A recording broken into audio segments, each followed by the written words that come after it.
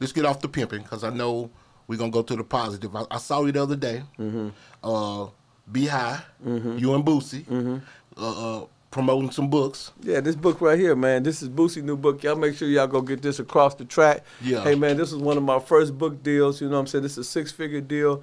And, man, the hell that we went through making this book, man, this book was not easy. We went through Tucker Max, which is he was the original author. He wanted a bankroll. We gave him a bankroll. Yeah. And, the dude must got plenty of money because when Bossie showed up late, he said, I ain't want to do the deal no more. Bossie ended up getting on Instagram. Remember, we got on Instagram, said, do anybody know how to find me an author? Then we got Kevin Powell, which is Tupac author. Yeah. He also wrote a bunch of books. He's the guy that's in the movie with Tupac. So I ended up giving him a bag. You know what I mean? I had to send him a big-ass check, and I locked him in. And then he ended up getting caught up in some situation with the Tupac. He couldn't finish. So I got a whole tape of transcriptions on Bossie, but it's not tabulated. So I had to get some more authors and tabulate that. So I had to get them another bag. So this going into my bag and it's going into the whole situation.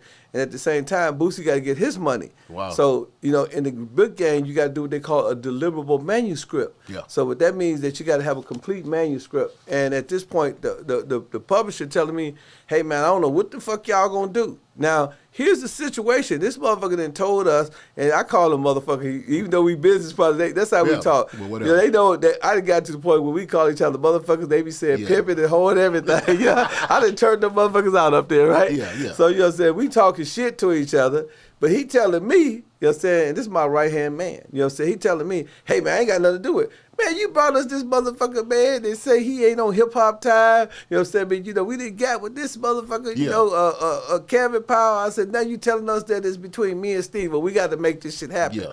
But, you know what I'm saying? He never knew that we had an ace in the hole. You know what I'm saying? So we had an author all the time. Yeah. It was the initial author that we offered the first time. He came but back you know what I'm around. saying? Yeah, but, they wanted the shit to go a certain way. So you end up getting this classic.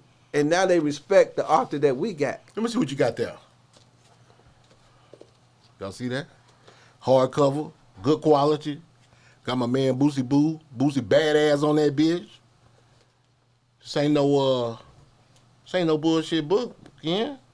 Nah, that's the real deal. That's Simon Schuster. That's owned by CBS, a $1 billion company. Y'all see that? What's that?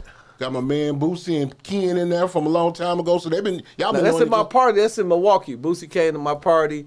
You know what I'm saying, man? You've been knowing Bossie for a while. I met Bossie. You was around when Trillville. Yes, we was all used to be in Atlanta. They was 15, 16. Yes. And I didn't even know who he was then. But I didn't know that he was paying attention because if you listen to old Bossie music, he said Milwaukee with Pimpin' Ken. So he was rapping about me way before we actually connected. So I ended up way over niggas' heads. So he was in Milwaukee one day, and it was cold as fuck outside. Yeah. And so the nigga was like shivering and shit. Yeah. I had my mink coat on, and then I had another mink coat in the car, right? So I was like, damn, my nigga, you cold? He said, yeah, man. He said, where you get a coat like that? I said, nigga, I got one in the car for you. So I gave him the mink coat. Yeah. I said, here, man. The nigga rich in his pocket, man, just gave me a wad of $100 bills. No cap, Bossie, no cap. And How old was he? Huh? He had to be about 22, 21. Okay. So you understand me? So that was this one instance. Then, I ride one day, I go down to, I'm in Baton Rouge, I stop at the casino. I win like 30 bands and shit. You know what I'm saying? Me. So I had his number and I said, man, I'm in woo-woo. He said, come by the house. We went in the studio. That's when he had the house, the mansion in Baton Rouge. We did a fucking song right then and there. Know I'ma get some game tuned in, was super tight, yeah. I get the low from Big Bobo, from the front seat, not no photos.